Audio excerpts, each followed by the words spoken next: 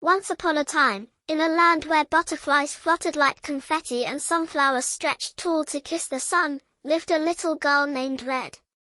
Her hood, the color of happy cherries, bounced as she skipped along a dusty path, a basket on her arm filled with warm, melty cookies.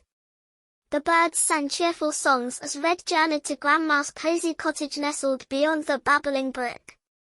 "Good morning, little Robin," she chirped, waving to a feathered friend. "Good morning, sleepy daisies," she giggled, tickling a patch of yellow flowers. Everything felt bright and friendly in Red's world. But lurking under a shady oak, unseen by Red, was Wolfie. He had fur like stormy clouds and eyes like amber marbles, and his tummy rumbled with mischief. When he saw Red's basket overflowing with yummy cookies, his nose twitched and a cunning plan popped into his furry head. "Hoppity hop, little miss," Wolfie called, disguising his voice as a friendly old man. Red spun around, her bright eyes blinking with curiosity.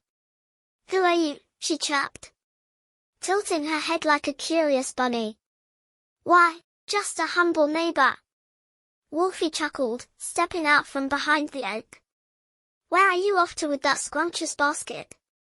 "To Grandma's house, silly," Red giggled, her dimples flashing like sunshine.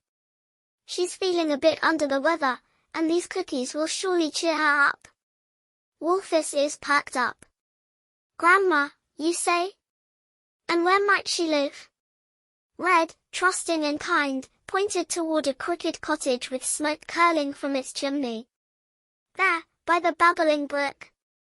With a sly grin, Wolfie thanked Red and scampered off, his paws tapping a silent rhythm on the dusty path. He reached Grandma's cottage before Red, his wolfish features hidden under a borrowed shawl and nightcap. "It's me, Grandma," he croaked, his voice squeaky and thin. "Little Red with your favorite cookies." Grandma, drowsy and trusting, opened the door a crack. Wolfie, with a quick snap, swallowed her whole in one big gulp. Then, puffing out his furry belly and adjusting the borrowed nightcap, he climbed into Grandma's cozy bed, snoring like a grumpy bear. Meanwhile, Red skipped along the path, humming a happy tune, but as she drew closer to the cottage, something felt different. The smoke from the chimney swirled in peculiar shapes, and the door hung open ajar. A shiver danced down her spine. Peeking inside, Red gasped. There, in Grandma's bed, lay a creature with a lumpy form and a snore that shook the floorboards. "Grandma? Are you there?" Red whispered, her voice barely a squeak. But the only reply was a monstrous snort and a flash of amber eyes from beneath the nightcap. Red's heart thumped like a drum, and she knew, with a jolt, that things were terribly wrong. Just then, a rhythmic chopping sound echoed through the woods. It was Mr. Woodsman, his axe swinging, coming to gather firewood. Hearing Red's frightened cry, he rushed to the cottage, axe flashing in the sunlight.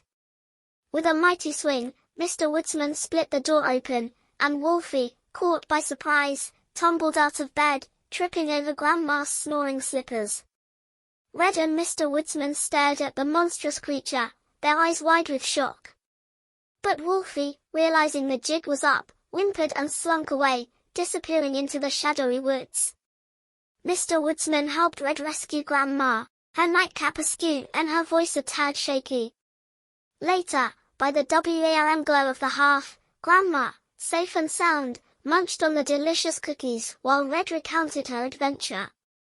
They all agreed that trusting strangers was never a good idea, and that holding hands with someone big and strong was always the best way to go. As the sun dipped below the horizon, painting the sky in hues of orange and pink, Red skipped home, her cherry red hood glowing against the twilight. She learned a valuable lesson that day, one that warmed her heart more than any cookie ever could. The love and bravery of her friends and family were the sweetest treats of all.